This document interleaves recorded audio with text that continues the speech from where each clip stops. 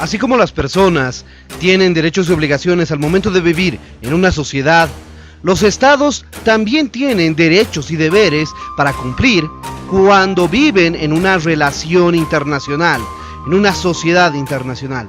Pero cuando estos estados incumplen estos derechos y deberes, es que se producen polémicas terribles en todo el contexto internacional. Acompáñenos a ver los 10 sucesos de la historia que demostraron el incumplimiento de los derechos y deberes de los estados en los últimos 50 años. Veamos.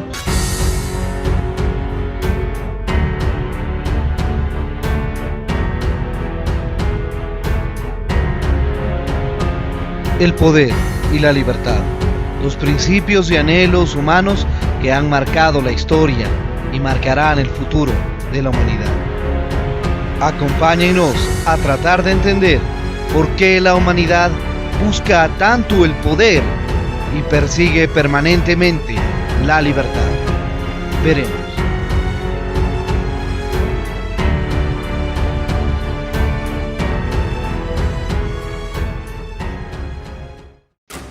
A partir de la Conferencia de Panamá de 1933 y posteriormente de la creación de la OEA en 1948, los estados, especialmente los latinoamericanos, dieron a conocer una doctrina que planteaba la existencia de derechos de los estados y deberes también. Entre los derechos más importantes se encuentran la igualdad jurídica, que la existencia no depende del reconocimiento de los estados, la inviolabilidad del territorio, la legítima defensa ante cualquier agresión, protegerse y desarrollarse económica y educativamente, ejercer la jurisdicción dentro de su territorio, desarrollarse cultural y políticamente como ellos mejor vean, la libertad y la independencia, y finalmente rechazar cualquier tipo de intervención.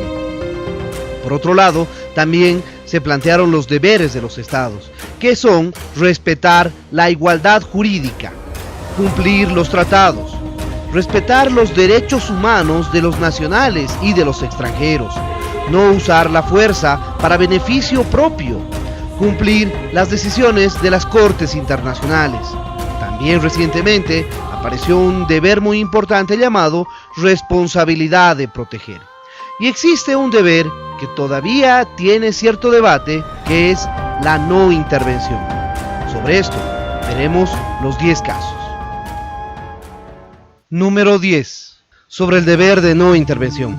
Estados Unidos podría no haber intervenido en la Segunda Guerra Mundial en el lado europeo, dado que el conflicto no se producía en su territorio.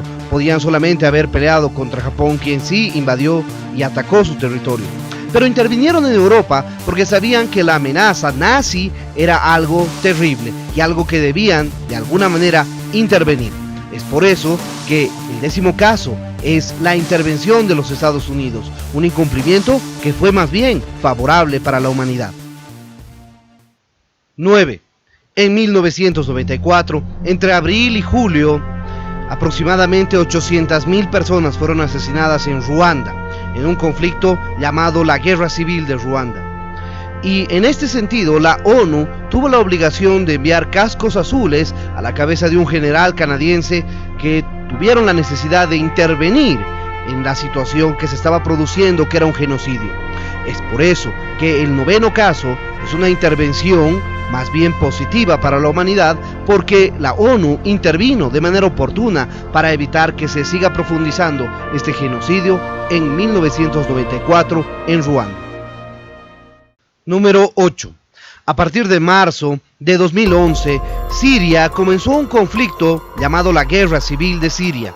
Es un conflicto que tiene muchos contextos: político, jurídico, económico, religioso, étnico y muchas facciones que se encuentran en debate. En ese sentido, Rusia intervino a partir de 2015 con el propósito de favorecer a las tropas del presidente de Siria, Bashar al-Assad. Sin embargo, hasta la fecha el conflicto no ha terminado, porque sabemos que la única forma en la que termine es con la salida del presidente de Siria. No obstante, los peligros que representan los grupos extremistas como ISIS hacen que la gente, que la población en general, piense que la intervención de Rusia ha sido de alguna manera positiva. No obstante, el hecho de que el conflicto siga hasta el día de hoy, el año 2019, es una muestra de que la intervención rusa en el conflicto civil en Siria ha sido una intervención totalmente desastrosa. 7. Entre los derechos, existe el derecho a desarrollarse económica y educativamente como mejor le parezca al país. Corea del Sur es un ejemplo de desarrollo inédito en toda la historia del mundo. Como sabemos, al final de la guerra de Corea, más o menos en 1953, Corea del Sur era un país destruido.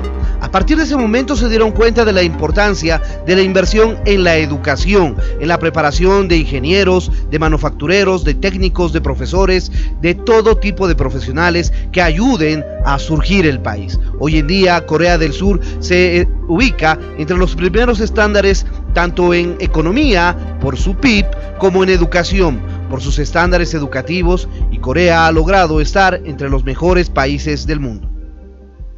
6. Existe un derecho que es que la existencia de un Estado no depende de su reconocimiento. Y en ese sentido, México es uno de los países que ha seguido al pie de la letra este sentido.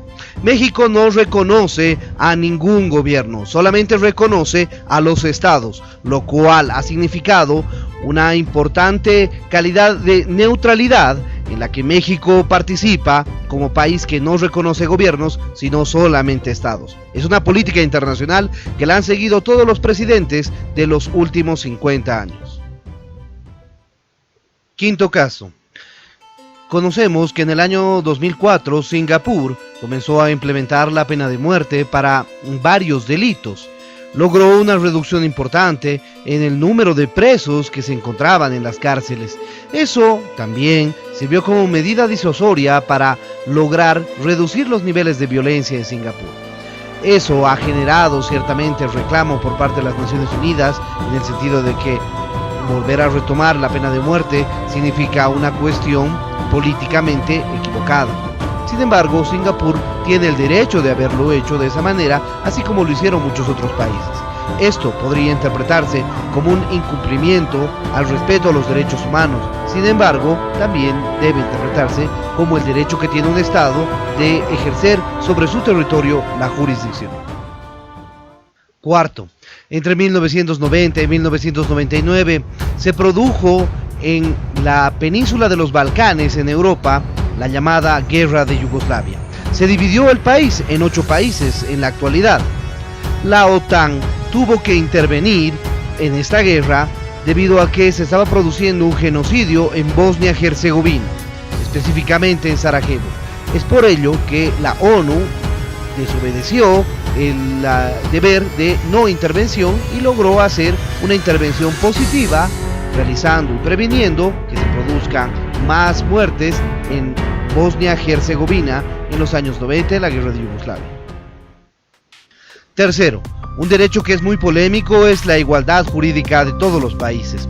Eso significa que todos los países miembros de la ONU tienen un voto en la Asamblea General de la ONU. Y es por eso que podría generar una polémica, porque micropaíses como Tuvalu, Nauru o Tonga tienen un voto en la misma equivalencia que países enormes, tanto en población como en territorio, como China, Rusia, India o Estados Unidos. Segundo, en República Dominicana, a partir de la existencia de una sentencia constitucional número 168 emitida en el año 2013, se produjo una situación inédita en el mundo.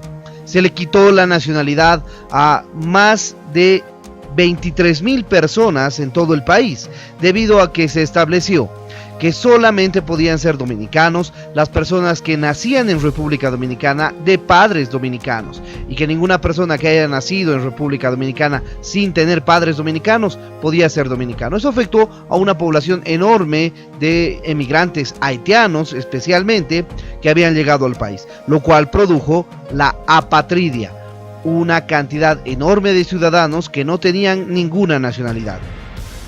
Hasta la fecha, esa situación sigue siendo un incumplimiento de los deberes de los estados por parte de República Dominicana, porque si bien ha tratado de solucionarlo a través de unos mecanismos burocráticos que permiten que estos ciudadanos puedan conseguir la nacionalidad dominicana, evidentemente la situación sigue manteniéndose como un incumplimiento internacional por parte de República Dominicana.